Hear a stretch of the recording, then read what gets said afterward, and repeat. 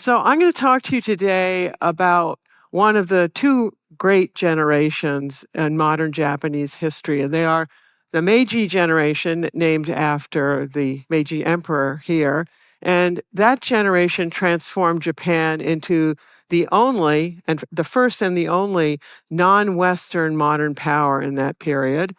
And the second great generation of modern Japanese is, of course, the post war generation that transformed their country into a global powerhouse. And I'm going to ask a question, or try to both ask and answer it, is what caused the reversal of the balance of power in Asia in the period that I'm going to talk to you about it? And it's a really consequential question about why these tectonic changes take place in the international system. Because historically, China had always been the dominant civilization in Asia from time immemorial.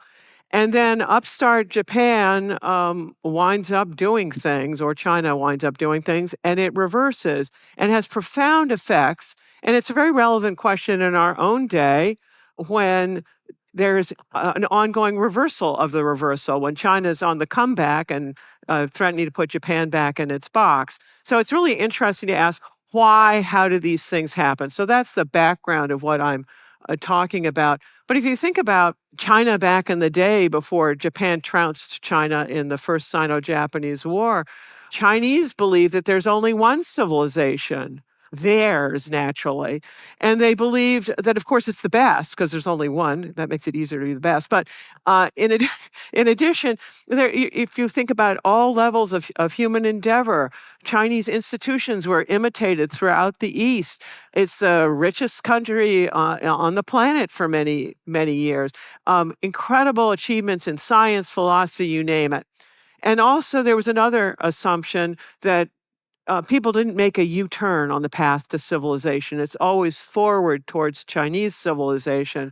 Well, Japan, by westernizing, is taking a U-turn on the road to civilization. It's dumping Chinese civilization.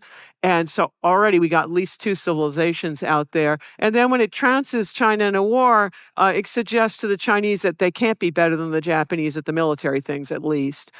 And this effect on China was far more devastating than the Opium Wars. So that the Chinese could write those off, the losses there. A bunch of crazy Europeans, they're irrelevant to us. But when Japan did this, it basically detonated the Confucian underpinnings of Chinese civilization. And the Chinese have been trying to find a suitable replacement ever since. For a while, they thought it was communism. Maybe they still do. So I'm going to ask a question. Why did the Asian balance of power change? And now, spoiler alert, I'm going to give the answer. And I'm going to say clever decisions in Tokyo. But I'm going to use a particular framework to answer this that I have found really useful, and I learned it from teaching at the Naval War College, where students are required to have a counter argument in papers. And this is what I learned from doing this. So I'm going to have an argument, which is a thesis, and then I'll have some data supporting it. But then I'm not going to quit there. I'm going to find the second best argument, the counter argument, the absolutely best alternate explanation, but not one that I think is the best one. I'm going to give you the best one. That's my thesis. And I'm going to go into that. And it's incredibly valuable, particularly in our own fraught political times where we need to hear each other out. You need to hear out the counter argument of what the other side is saying. And then what you'll often find out in a counter argument is that there are actually some very valid points in it. And it leads you to think, oh, well, maybe I need to adjust my own argument. So changing your mind's a good idea if the data comes in. Also, it gets you away from monocausal explanations where you come up with one cause, you think that's it, time to quit. And if you're thinking about the counter argument, you might get other causes as well. Also, if you're going to do something like on a job, and you have to recommend a course of action, your thesis, you had better anticipate what the counter argument's going to be. And then the third part of this is the rebuttal, because you had better come into that meeting your boss with the rebuttal in your back pocket so that you can deal with people who are saying you're wrong. And the rebuttal cannot be a repetition of the original argument, because you know what? That's annoying. Don't do that. Really annoying. The most effective ones are coming at the problem from a completely different direction from either argument or counter-argument that then shores up your argument. And my other direction is I got a Sino-Japanese problem and I'm going to come around with a Russia angle. So this is my game plan of what I'm planning to do and the analytical reasons for doing it.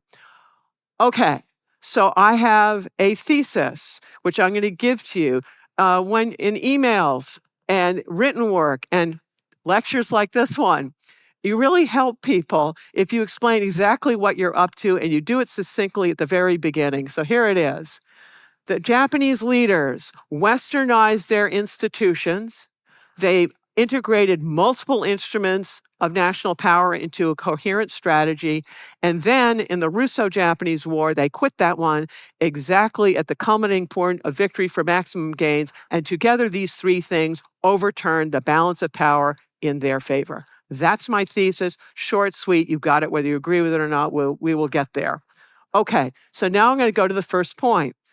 First points, you should start with a topic sentence. I'm going to start one. Why am I doing this? These are all signposts to orient you to my argument so that you can absorb it. And also, if you don't like it, you can see very clearly the parts that you don't like, and we can get into a fun conversation.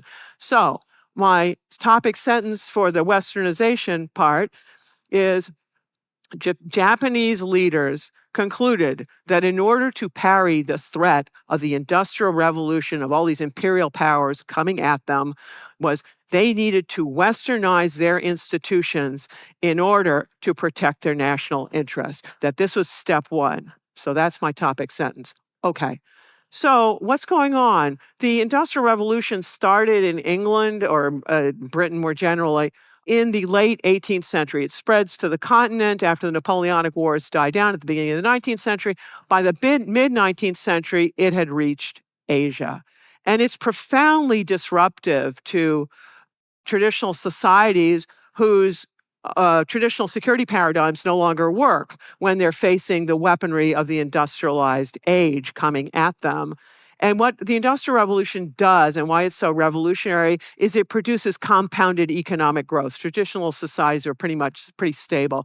But when you do compounding economic growth, the difference in power and wealth becomes stark between those who do and those who don't.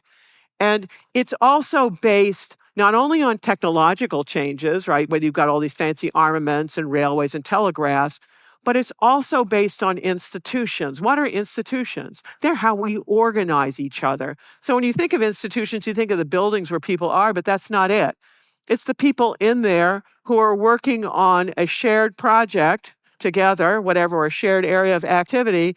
And this is one of the hallmarks of Western civilization. This is what the Romans figured out, of institutions and laws, that this is a way of really harnessing people, and it's profoundly powerful. So I'll go into all of that.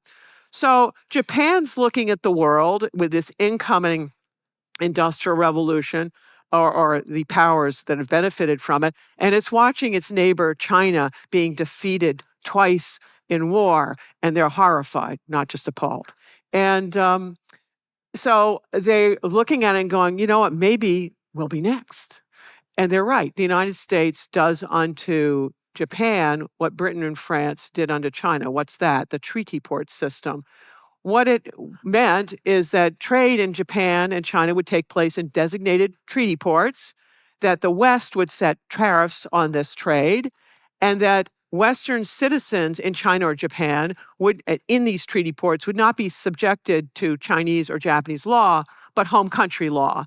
And when Chinese and Japanese citizens were in Europe and the United States, they most certainly were not dealing with home country law. They were dealing with US or Western law. So it was not reciprocal in any way. In addition, each one of these treaties had a most favored nation clause in it, which said the one who's negotiating this treaty, the most favored one, whatever they negotiate will be given to everybody else. So it meant whatever one could negotiate accrued to them all. It meant that China lost sovereignty and Japan lost their sovereignty when these treaties go in. And so the Japanese, unlike China, which fights war after war with these Westerners trying to defeat them militarily and it's unsuccessful, the Japanese say, whoa, whoa, whoa, whoa. We're going to assess what the nature of the problem is. And they sent fact-finding mission after fact-finding mission to Europe primarily, but also the United States. This is just the most famous one, the Iwakura mission, which is off to the west in the United States as well in 1871. And they're studying not only Western military institutions, but a whole array of political, economic, legal, social, educational, the works, to understand the basis for Western power and the problem that is hitting them. And they arrive in Europe at a really interesting time. It's when Otto von Bismarck is just finishing up the Third War of the unification of the Germanic states. And the Japanese think, ooh, this might be quite a model for us. Why? Because Prussia transformed itself over a succession of 3 wars from the weakest of the 5 great European powers to second only to Great Britain. And it did so in part by unifying the Germanic states into modern Germany. And the Japanese are thinking, wow, this might be relevant to us because we're divided up into all these feudal domains that we have just tried to glue together. And what are the lessons to be learned here? And as they're thinking about this and watching what Bismarck is up to, they come upon thinking about institutions and technology. And modernization, I'm going to use the words in the following sense. Modernization means adopting the most state-of-the-art technology, whatever it is, not just military technology, but all manner of technology. And westernization, the way I'm going to use it, means adopting westernized institutions. And I don't mean just military institutions, I mean everything, from whether you westernize your educational institutions or political, whatever it is. And the question is, can you have one without the other? Can you modernize and have all the fancy gadgets and things without having the westernized institutions that the societies that created these things had?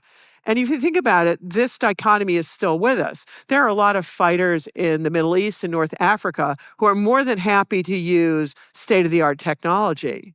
But the last thing they want is westernized institutions.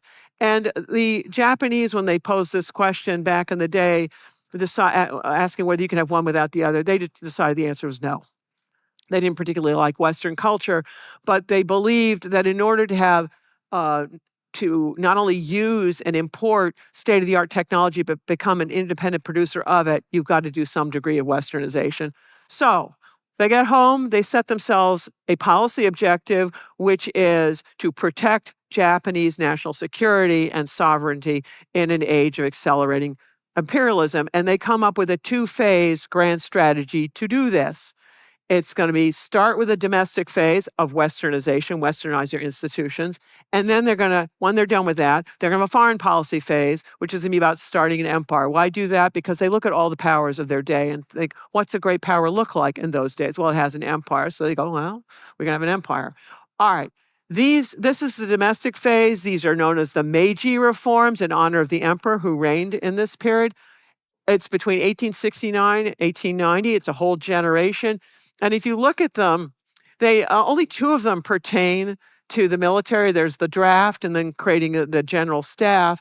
And then if you look at the 2 that start it all, they start it at the top of the social pyramid with the feudal domains. That's the power brokers of Japan, and they're getting rid of all of those. And then they go right to the bottom of the social pyramid, which is children, and deciding that they need to have compulsory elementary education because they don't believe you can have a modern country, a strong country, without a literate population. But if you look at the rest of these things, you're getting a Bank of Japan, you're going to be having something running your currency and other things. You've got a cabinet, a higher education, you're going to have a professional civil service, constitution, a parliament. You're going to have a court system that looks like a Western court system with laws that look an awful lot like Western laws. As a result of doing all of this, the Westerners had no excuse left for having a treaty port system because this mirrors what's going on in the West. So Britain, which is the precedent setter in these things, the superpower of its day, it renegotiates its treaties with Japan on the basis of juridical equality. And the other powers follow suit and do it. This happens in Japan a half century before China gets rid of its unequal treaties.